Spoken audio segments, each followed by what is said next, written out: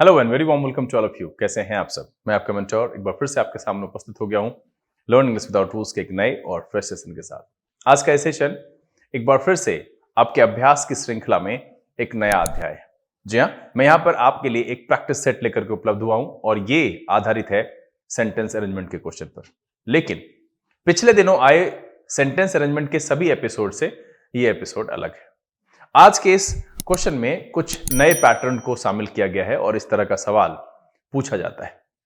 मैं यहां पर आपके सामने इस तरह के क्वेश्चंस इसलिए लाता हूं क्योंकि कोई भी सरप्राइज फैक्टर एग्जामिनेशन हॉल में आपके नर्वस बैलेंस को, जो आपका एक माइंडसेट है, उसको गड़बड़ कर सकता है। इसीलिए मैं चाहता हूं कि जितने भी पैटर्न्स हैं जो कि एग्जामिनेशन में अवश्यंभावी है, मैं आपके सामने रखूं, आप उसकी प्रैक्टिस करें और आपके लिए कोई भी सरप्राइज फैक्टर ना बचे। ये सेशन जो एग्जाम स्पेशल है, जहां पर कि मैंने cloze test, sentence arrangement, word swap, error, sentence improvement के एपिसोड्स लाए हैं, फिलर्स लाए हैं। मैं और भी एपिसोड्स इसमें जोड़ूंगा, लेकिन आज यहां पर जो एपिसोड लाया हूं ये भी एक मायने में बहुत ही इंपॉर्टेंट है। सेशन में 5 क्वेश्चन होगा। आप इसको अपने समय के हिसाब से, मुझे लगता है कि मैक्सिमम 45 सेकेंड टू 60 सेकेंड्स में आप इसको सॉल्व कर लो तो बेहतर है। बहुत सारे ऐसे बच्चे होते हैं जिनको ज्यादा असर नहीं पड़ता है, जिनकी अंडरस्टैंडिंग बेहतर है, वो क्वेश्चन को अच्छे से कर लेते हैं। थोड़ी बहुत प्रैक्टिस और समझ की भाई क्या तरीका हो सकता है, वो अच्छा कर पाते हैं। लेकिन बहुत सारे ऐसे बच्चे हैं जिनको एक लंबे अभ्यास की जरूरत होती है और मेरा ये सेशन उसी को केंद्रित करते हुए रखा जाता है कि आप ऐसे क्वेश्चन देखो, अगर आपको मुलाकात हो तो चूंकि आप यहां बना चुके हो तो उसे प्रैक्टिस करो और मैं भी साथ साथ में एपिसोड्स लाता रहूंगा। सेशन की शुरुआत करेंगे। नोटबुक और पेन लेकर के तैयार हो जाइए। चलिए सीखते हैं एक नए प्रकार का सेंटेंस अरेंजमेंट का क्वेश्चन। चलिए देखा जाए।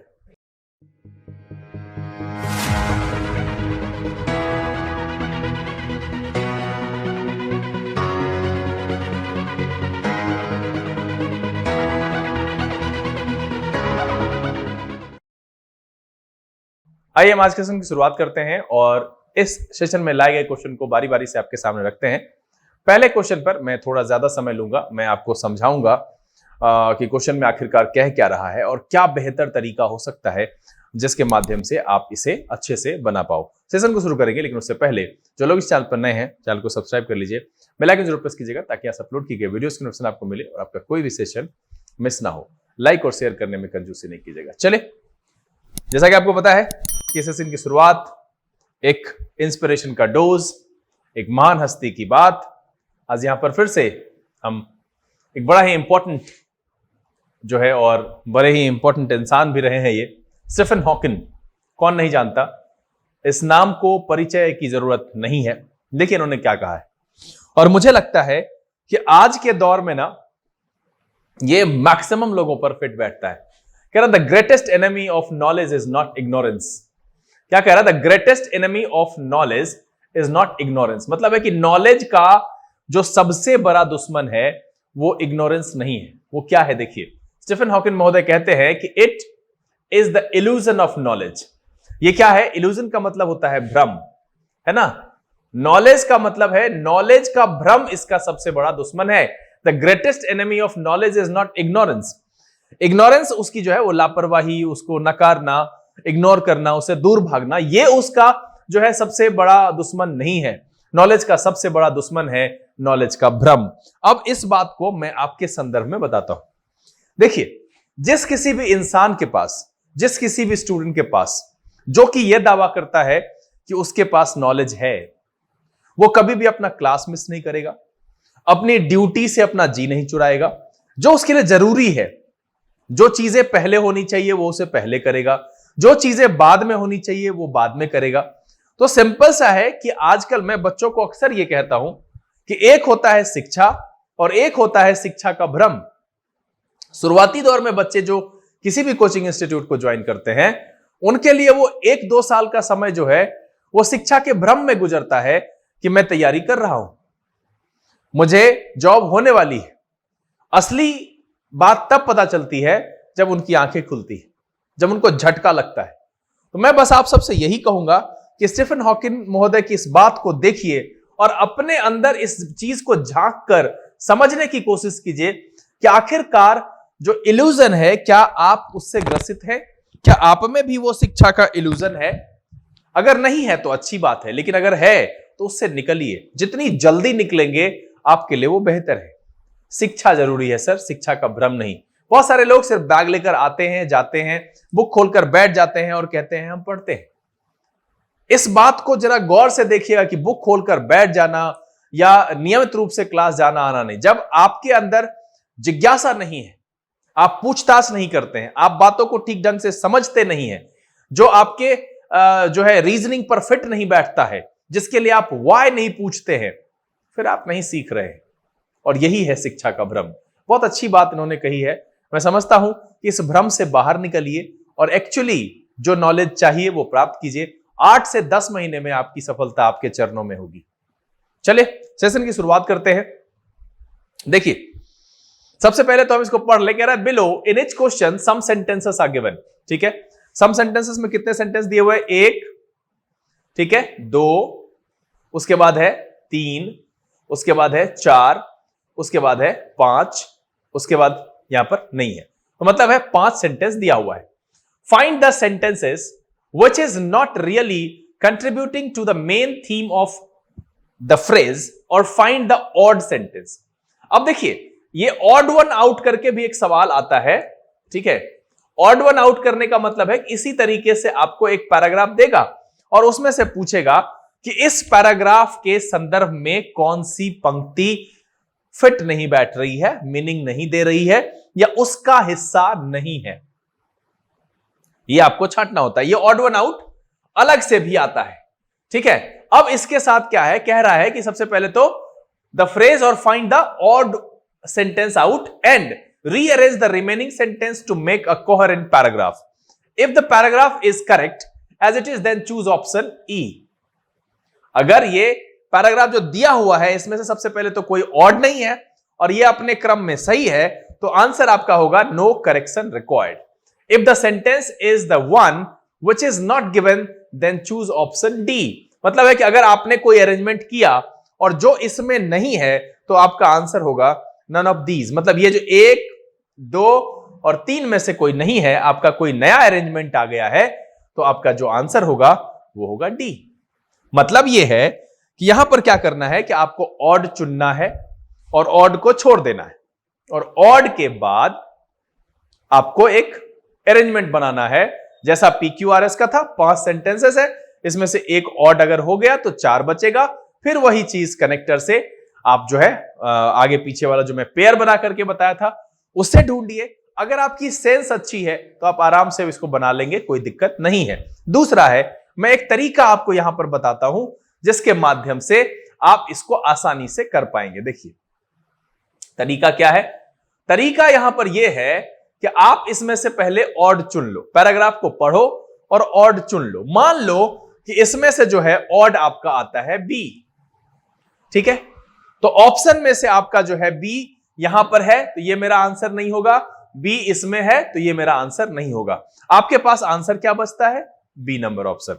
फिर एक बार हमको रीचेक करना पड़ेगा। हम चेक करके देख लेंगे कि कहीं ऐसा तो नहीं है कि इस अरेंजमेंट में कोई गड़बड़ी है, और अगर गड़बड़ी है तो उसके हिसाब से नन ऑफ दीज हो जाएगा, और अगर ऑड नहीं आ रहा है तो मेरा आंसर ई है। एक बार मैं फिर से दोहरा दूं मैंने क्या कहा कि अगर आप इस सेंटेंस पैराग्राफ जो दिया हुआ है इसमें जितने अलग अलग सेंटेंसेस है दिए हुए उसको पढ़िए और मान लीजिए कि आपका ऑड जो है वो बी वाला आया, तो हम क्या करेंगे, यहां पर फिर एलिमिनेशन मेथड अप्लाई करेंगे। हम ये देखेंगे कि इस 3 ऑप्शन में से कौन सा मेरा जो है जिसमें बी नहीं है, क्योंकि वो मेरा ऑड है तो उसमें बी जो होगा नहीं होगा। तो अब देखिए इसमें बी जो है तो इसका मतलब है कि ये मेरा आंसर नहीं है, क्योंकि ऑड हो गया है, वो इस पैराग्राफ का हिस्सा नहीं है, लेकिन अरेंजमेंट में बी डाला हुआ है, तो ये मेरा गलत हो गया और ये मेरा गलत हो गया। अब मेरे पास एक ही अरेंजमेंट बचा है जो कि इस क्वेश्चन सेटर की तरफ से दिया गया है, तो हम इस अरेंजमेंट को फॉलो करते हुए एक बार उसको देखेंगे। अगर वो सही आ गया तो मेरा आंसर, अगर उसके हट करके कोई आया तो मेरा आंसर डी, और अगर ऑड कोई नहीं मिला, ये पैराग्राफ ठीक है, तो उसके हिसाब से आपका जो आंसर है वो हो जाएगा नो करेक्शन रिक्वायर्ड। उम्मीद करते हैं कि मेरी बात जो मैंने आपको बताई वो आप यहां पर समझ चुके हैं अच्छे से। है ना। तो आप क्या करेंगे, अब इसको अपने हिसाब से बनाइए, है ना। आप अपने हिसाब से समय ले लीजिए और इसको सॉल्व कीजिए। मैंने कहा कि 45 से 60 सेकेंड, या मैं समय की व्यवस्था कर दूं? मुझे लगता है कि समय की व्यवस्था कर ही दी जाए, ज्यादा अच्छा रहेगा, है ना। टाइमर हम आपको यहां पर 30 सेकेंड दे रहे हैं, ठीक है। आप क्या कीजिए, आप इसको अपने हिसाब से अरेंज कर लीजिएगा, 60 मिनट से ज्यादा नहीं लीजिएगा। चलिए,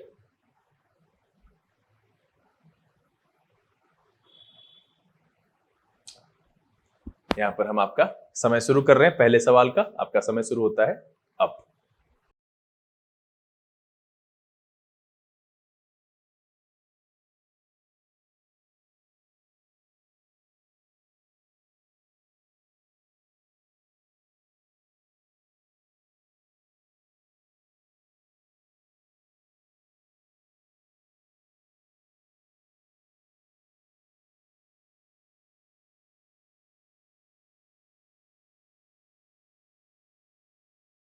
चलिए, टाइम्स अप, समय समाप्त हो चुका है। यहां पर हम क्या करेंगे, एक बार इसको पढ़ेंगे और जहां पर हमको लगेगा गड़बड़, हम उस जगह पर क्या करेंगे, ये देखेंगे कि आखिरकार इसमें जो है ऑड कौन सा है।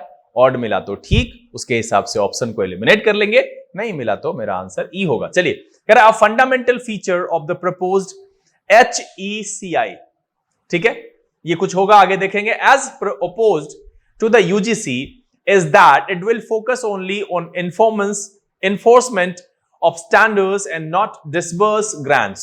The latter role will be vested with the Ministry of Human Resource Development.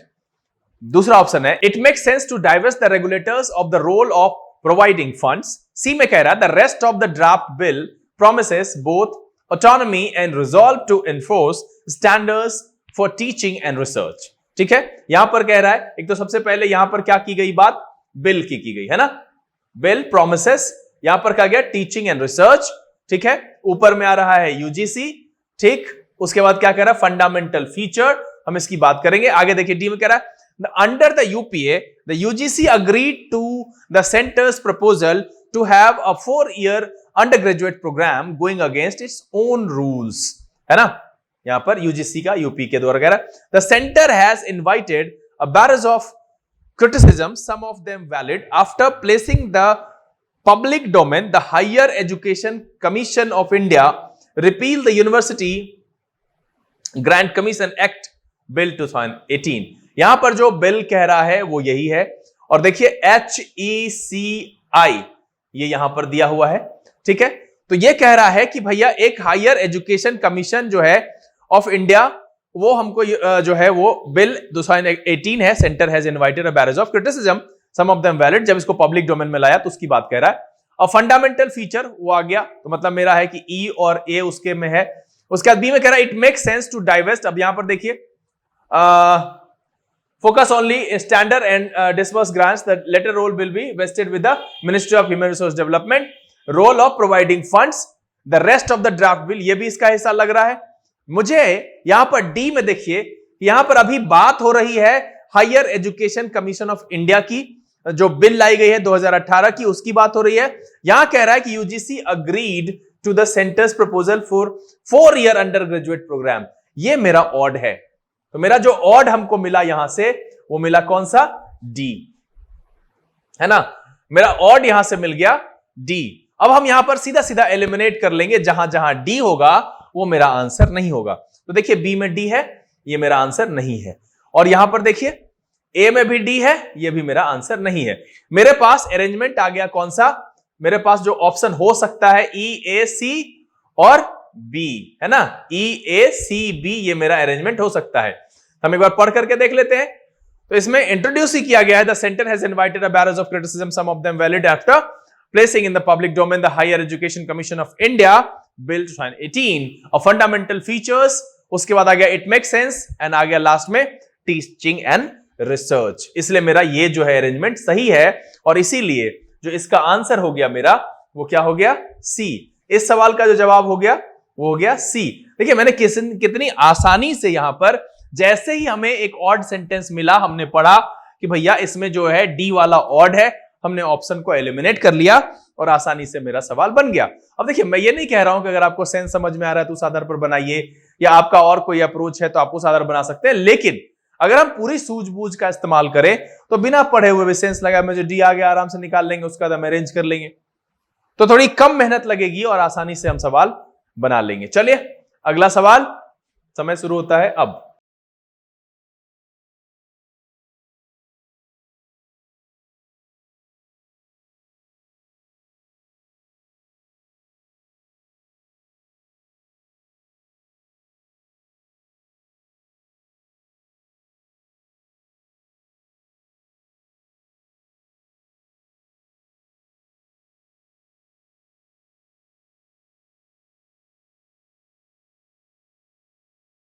चलिए समय समाप्त हो गया है। एक बार फिर से हम यहां पर इस जो दिए गए लाइंस है इसको पढ़ेंगे, इसमें से जो ऑड है उसको छाटने की कोशिश करेंगे। कह रहा है so much so that her world under 20 championship gold eight Tampere in Finland last month did not exactly come as a surprise. Received opinion has it that it takes years to master the quarter mile and that progress at the highest level is painfully slow. Only time will tell, but India needs to grab this golden opportunity to take the sport forward. अब यहां पर इसमें एक बात कही जा रही है क्वार्टर माइल वाली, है ना, क्वार्टर माइल की। ये कहीं पर अंडर 20 चैंपियनशिप की बात हो रही है, वहां पर quarter mile that progress at the highest level is painfully slow. उसके बाद अचानक से यहां पर आ गया गोल्डन अपॉर्चुनिटी की बात, है ना। देखिए गोल्डन अपॉर्चुनिटी, तो आगे हम पढ़ते हैं और कुछ क्लियर होगा। For someone who took to the 400 meter just this year and who ran her first individual race as recently as in March, the 18-year-old from Assam has produced one stunning performance after another. Incredibly, Hima Das has proved this wrong. ठीक है, अब देखिए कि यहां पर हिमा दास की बात हुई, ठीक है, किस चीज को लेकर के? For someone who took the 400 metre just this year and who ran her first individual race as recently as in March, 18-year-old from Assam has produced one stunning performance after another. अब ऊपर देखिए, so much so that her world under 20 championship gold, है ना, यहां पर इसकी बात की जा रही है। तो मेरा जो संदर्भ के हिसाब से लग रहा है वो एक तो ये लग रहा है, एक ये लग रहा है कि किसी रेस में जीता है हिमा दास ने, है ना, अंडर 20 चैंपियनशिप गोल्ड, जो फिनलैंड में हुआ last month, did not exactly come as a surprise. अब कह रहा रिसीव्ड ओपिनियन हैज, अब जो ओपिनियन आता है वो क्या है? has it that it takes years to master the quarter mile and that progress at the highest level is painfully slow. अब क्या कह रहा है उसके बाद? only time will tell. यहां पर टाइम विल टेल की बात तो है नहीं, यहां पर बात कही जा रही है कि हिमा दास ने किसी चीज को गलत साबित किया, 400 मीटर की दौड़ हुई, वहां पर उसको गोल्ड मिला है। तो मुझे यहां पर सी नंबर जो है वो अपॉर्चुनिटी की बात कर रहा है, जो कि यहां से बाहर हो गया है, मेरे ऑड में चुना गया कि सी का उस संदर्भ में नहीं फिट बैठ रहा है। हम देख रहे हैं कि ये जो कह रहा है ना क्वार्टर माइल, जैसे कहा यहां पर भी 400 मीटर हो गया, तो हम इसको समझ गए कि भैया मेरा बी भी इसमें है ही, तो सी मेरा यहां पर ऑड हो गया है। तो सी जिस जिसमें होगा वो मेरा आंसर नहीं होगा, ये मेरा आंसर नहीं है और ये भी मेरा आंसर नहीं है। अब जो बचा मेरा अरेंजमेंट वो क्या बचा है? बी, ई और डी और ए। हम इसको देखते हैं क्या कह रहा है। कह रहा received opinion has it that it takes year to master the quarter mile and that progress at the highest level is painfully slow. Incredibly, Hima Das has proved this wrong. ये जो बात है इसको हिमा दास ने incredibly wrong साबित कर दिया। ठीक है, तो मेरा बी और ई का तो पेयर सही लग रहा है। उसके बाद क्या है? D, for someone who took to the 400 meter just this year and who ran her first individual race as recently in March, the 18-year-old from Assam has produced one stunning performance after another, so much so that her world under 20 championship gold at Finland last month did not exactly come as a surprise. ये मेरा सही arrangement है। है ना, और सी मेरा odd भी है, इसलिए इसका जो आंसर हो गया ये हो गया सी। देखिए, जैसे ही आपको परेशानी तभी तक होगी जब तक आपको ऑड नहीं मिलता है, ऑड मिल गया आधी परेशानी खत्म हो जाती है। ऐसे सवाल में आप एक दो ऑप्शन तो जरूर एलिमिनेट कर पाते हैं, और संजोग से ऐसा हो रहा है कि दो दो ऑप्शन एलिमिनेट हो रहा है। पहले वाले में भी दो एलिमिनेट हो गया, अभी वाले में भी दो एलिमिनेट हो गया। चलिए अगला सवाल, आपका समय शुरू होता है अब।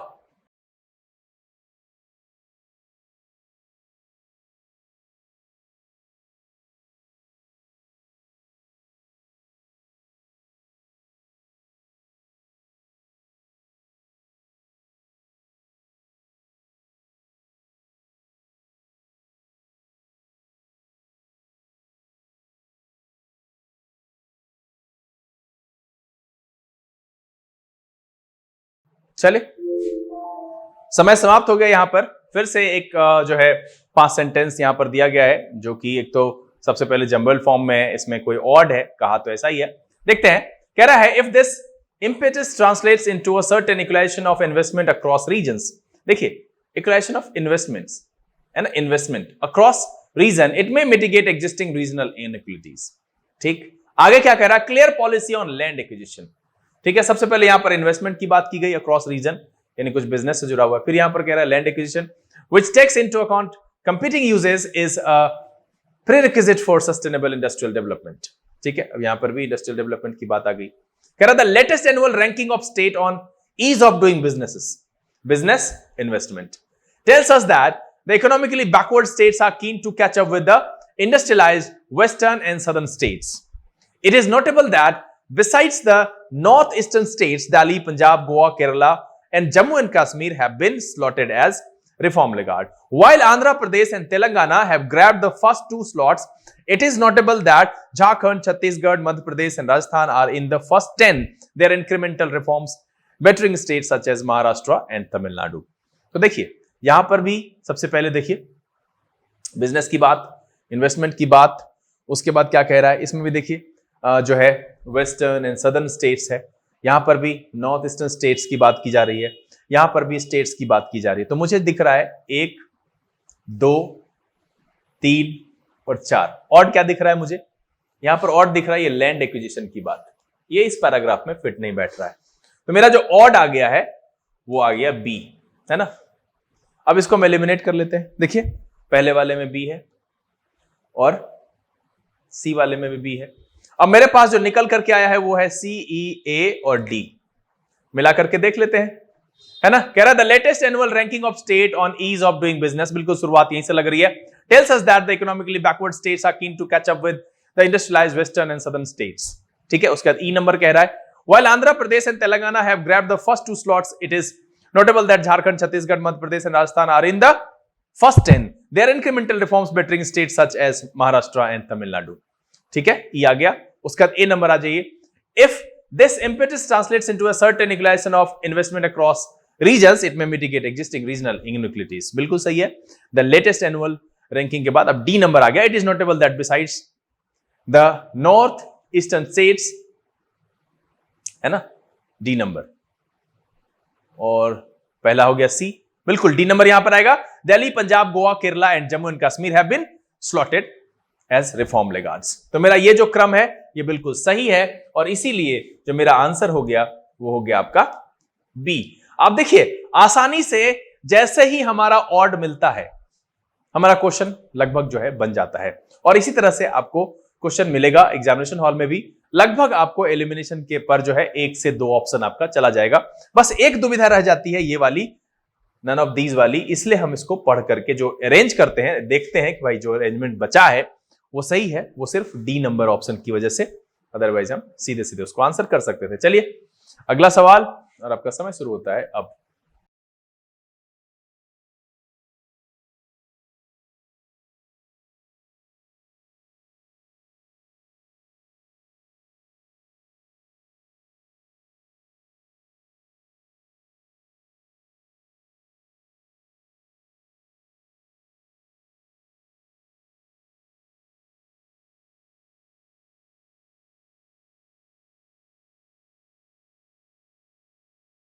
चलिए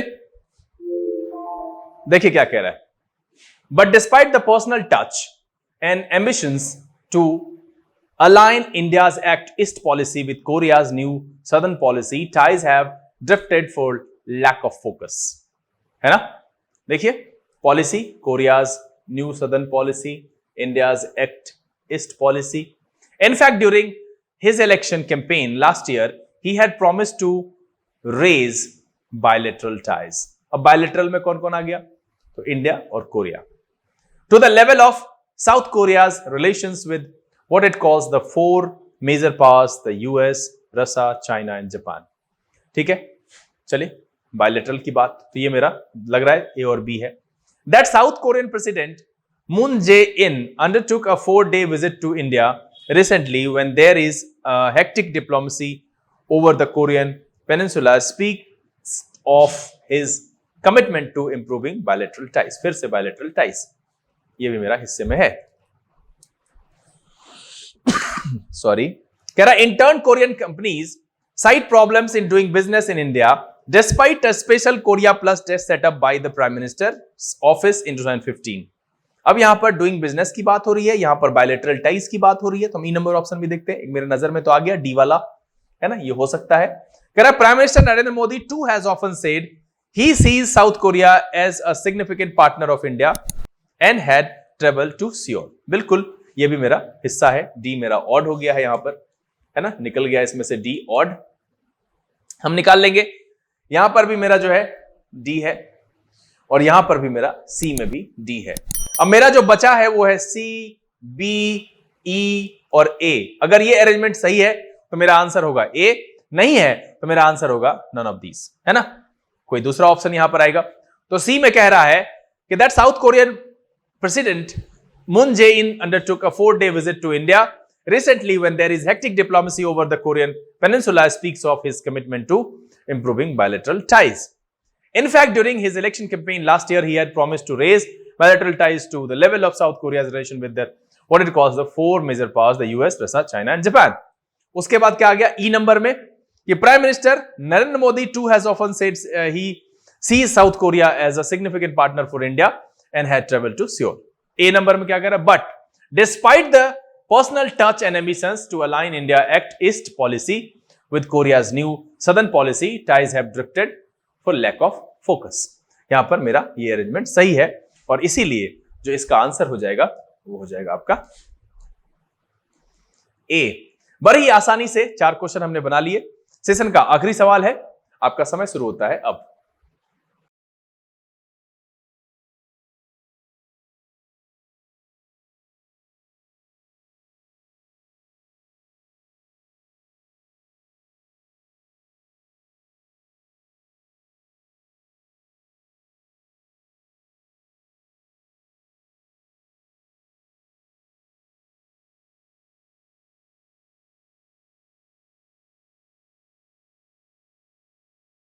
चलिए आखिरी सवाल का भी समय समाप्त हो गया. कह रहा है कि Indian museums house an enviable range of collections of art and cultural objects spanning the vast history of India. Such collections, अब देखिए यहां पर भी है कलेक्शंस, यहां पर भी आ गया सच collections. however are poorly documented making them vulnerable to possibilities of theft or illicit culture trafficking. The recent case of Chola bronze of Dancing Shiva, which was stolen and smuggled out of India and then sold to the National Gallery of Australia, is a case of point. मेरा ये क्रम में लग रहा है. The statue has since been returned after India established its provenance and requested the government of Australia. ये भी ठीक लग रहा है.